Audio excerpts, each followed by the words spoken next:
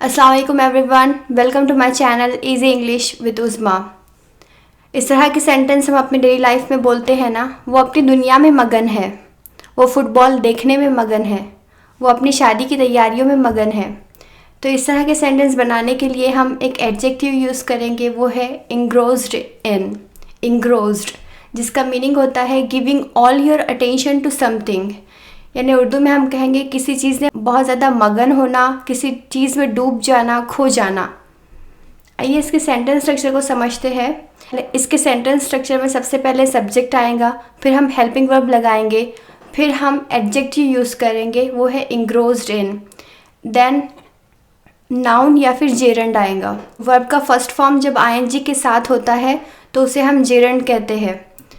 For example, देखने के लिए हम वॉच वर्ब यूज़ करते हैं। अगर वॉच हम आईएनजी के साथ यूज़ करेंगे तो वो वॉचिंग हो जाएगा, तो ये जेरंड फॉर्म कहलाता है। आइए फर्स्ट सेंटेंस समझते हैं। वो बातचीत में मगन है, ये प्रेजेंट टेंस है, तो हम हेल्पिंग वर्ब इज़ यूज़ करेंगे और बातचीत के लिए कॉन्वर्सेशन आएगा। और मगन है के लिए इंग्रोज्ड इन, ही इज़ इंग्रोज्ड इन कॉन्वर्सेशन, वो बातचीत में मगन है।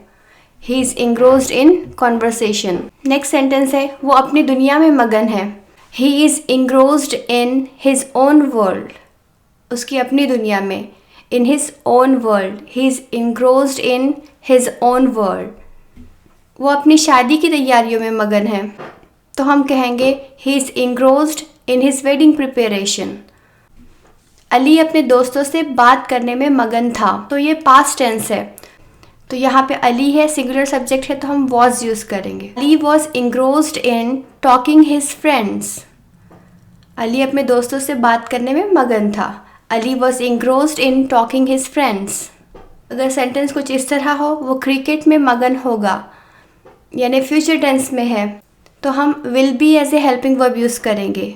ही will be engrossed in cricket, he will be engrossed in cricket, वो क्रिकेट खेलने में मगन होगा, तो हम क्रिकेट नाउन की जगह जिरंड यूज़ करेंगे। He will be engrossed in playing cricket.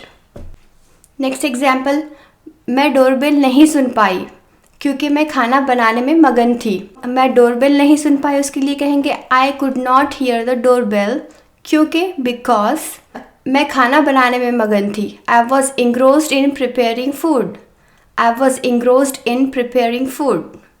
I could not hear the doorbell because I was engrossed in preparing food.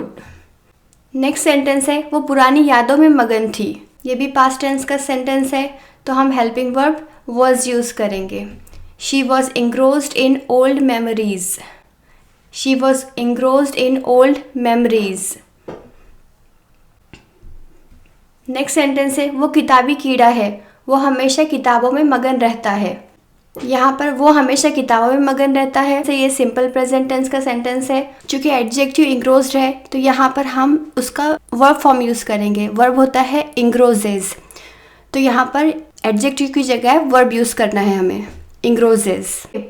तो वो किताबी कीड़ा है, किताबी कीड़े को हम कहते हैं book worm. He is a book worm, he always engrosses in books. He is a book worm, he always engrosses in books, वो हमेशा किताबों में मगन रहता है। नेक्स्ट सेंटेंस है वो फुटबॉल देखने में मगन है, तो हम कहेंगे he is engrossed in watching football. He is engrossed in watching football. यही सेंटेंस को अगर हमें निगेटिव सेंटेंस बनाना है तो हम कहेंगे he is not engrossed in watching football, वो फुटबॉल देखने में मगन नहीं है। He is not engrossed in watching football.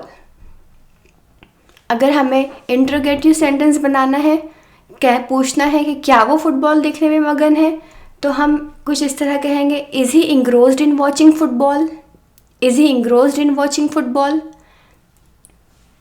तो ये इंट्रोगेटिव सेंटेंस हो जाएगा। शुरुआत इसकी हेल्पिंग वर्ब से होंगी, देन सब्जेक्ट लगाएंगे and then rest of the sentence आएगा। अगर यही हमको डबल इंट्रोगेटिव सेंटेंस बनाना है, पूछना है कि क्यों वो फुटबॉल देखने में मगन है, तो हम कुछ इस तरह पूछेंगे why is he engrossed in watching football. यहाँ पर क्यू है तो हमने वाई लगाया, उसके फ़ौरन बाद हेल्पिंग वर्ब आएगा एंड देन सब्जेक्ट लगाएंगे। Why is he engrossed in watching football, क्यों वो फुटबॉल देखने में मगन है। अब आप मुझे कमेंट करके बताएं कि इस सेंटेंस को किस तरह कहेंगे, वो टीवी देखने में मगन है। Thank you for watching this video. अगर आपको ये वीडियो पसंद आए तो लाइक करें, चैनल को सब्सक्राइब करें एंड फ्रेंड्स के साथ शेयर करना ना भूलें। अल्लाह हाफिज़।